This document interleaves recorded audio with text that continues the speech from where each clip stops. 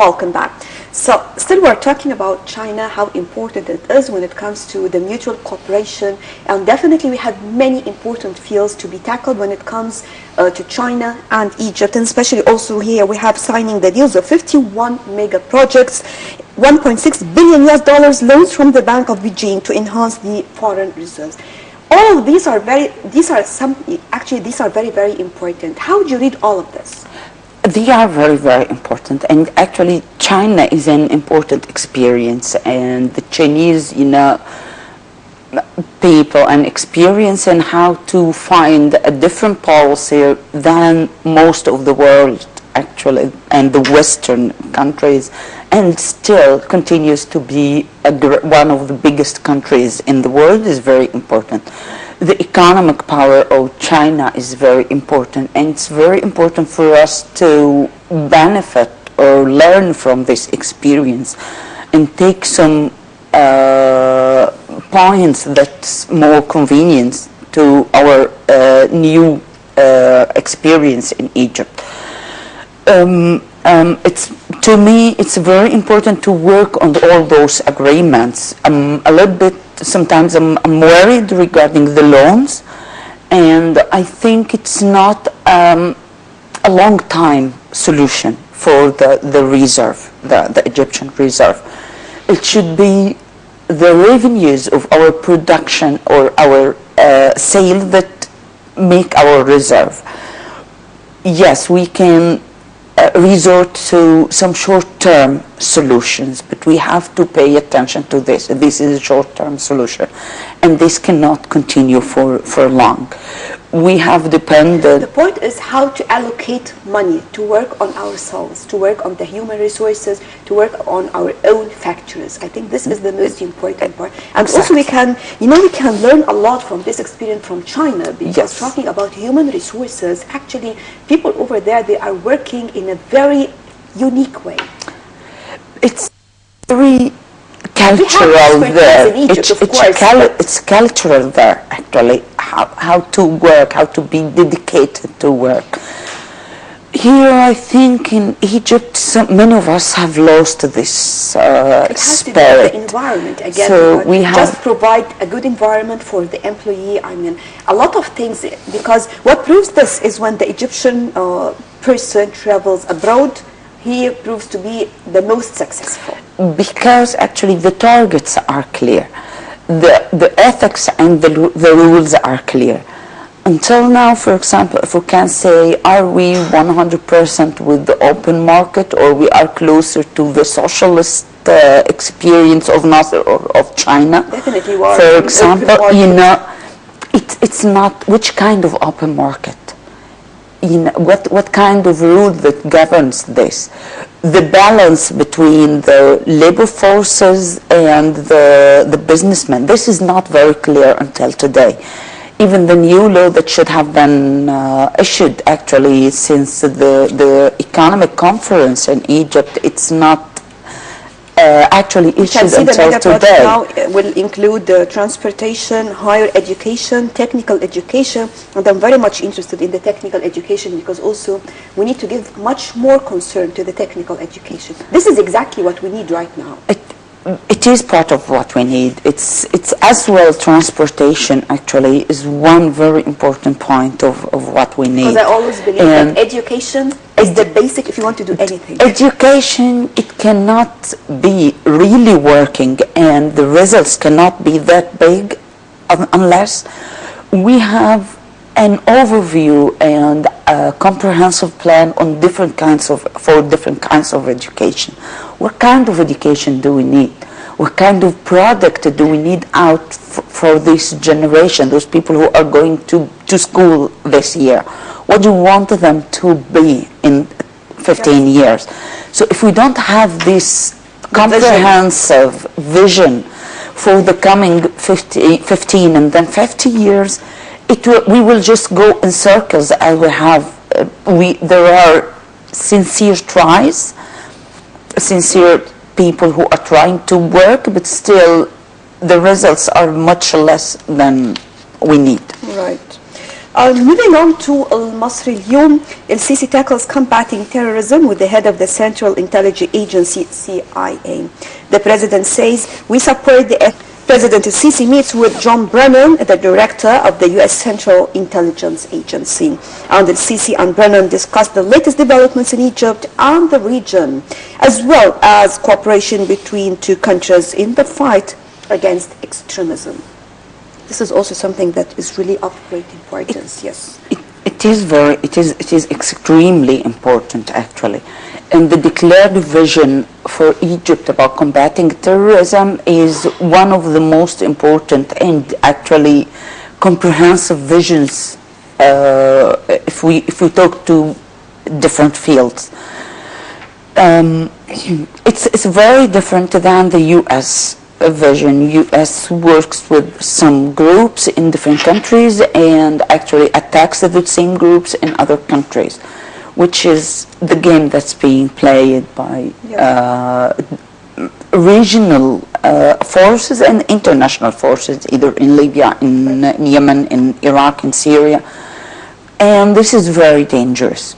And actually, I think France is getting more closer to the Egyptian vision after Paris attacks.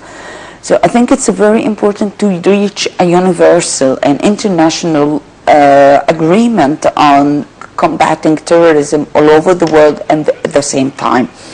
But still, if this is happening on the security level only and on the level of armed groups or militants only, it will, after a while, we will witness new groups merging and coming out.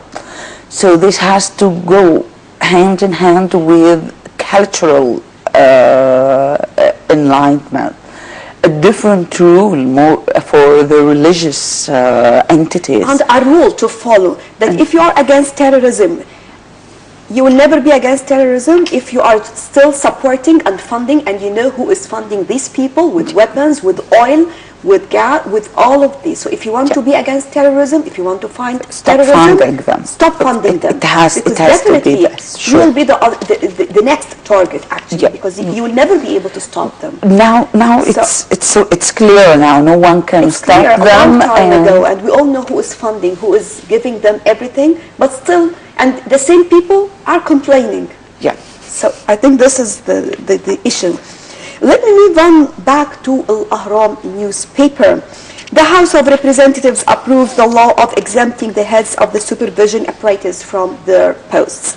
On the first day of presenting the drafts of the laws, the Parliament approved the laws of the presidential election, the allocations of the presidency, and the armed forces, and the laws of combating terrorism. And also approving the laws split Egypt's support. We have still a lot of things to be discussed here. Also, the Parliament Speaker, Abdel says the approval is a constitutional cleansing. We have this report to bring you some more details, and we will be back to discuss it.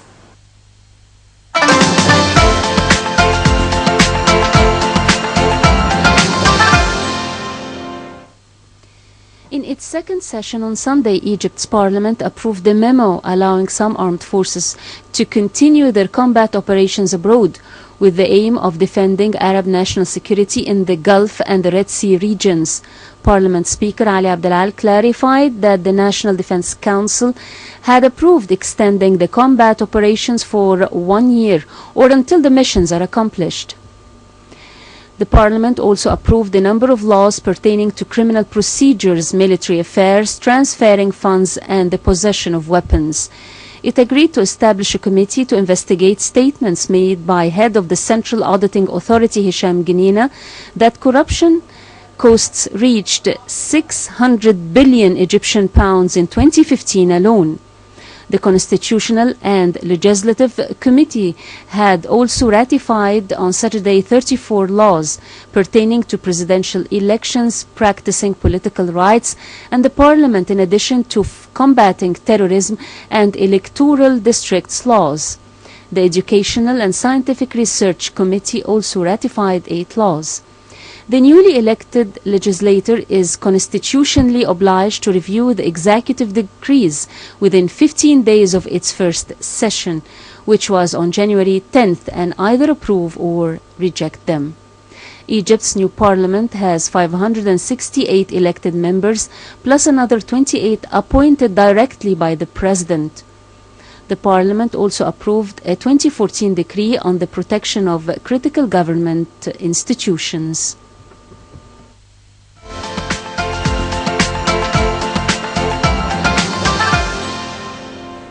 Welcome back. So talking about the laws, some of these laws are approved. Still they are studying some more laws. Actually, they have 15 days to finish with this. Still they have more challenges. But so far, how do you read this? So far, I think there is a very big problem regarding the way they are tackling the laws. Now, we have a bloc in the parliament that wants to approve at least 99% of the laws. This cannot be a target, actually. It's very dangerous to target to approve what had been issued from of all those laws. We have maybe, let's say, most of them actually did not create this kind of fuss or disagreement. So I think it's very important for the law that's not controversial, so just approve it. It's not a very big issue. But you have 10, what 15 laws. From your the most controversial laws, for example, is the demonstration law, for example. It needs some amendments, and it's very important to have this. Do you think this law differs from other laws across the world? It is. It is because it's not about it's not about this. It's not about that informing the authorities of demonstration. It's getting the permission of the authorities to demonstrate. It's not about practicing your right within the frame of law. It's about the state rules. You mean that they have to take the permission from the authority to demonstrate? Actually, yes. Can you do this elsewhere? The state rules. You mean that they have to take the permission from the authority to demonstrate? Actually, yes. Can you do this elsewhere in the world? No. Can you ever go to demonstrate without the permission of the authority? Yes, of course. Yeah. Yes, of course. You inform this. You inform them, dear, but you do not wait for their permission. No. And they have to give you a space or the place where you can demonstrate. You can never demonstrate anywhere, wherever you want. No, mostly yes, you can.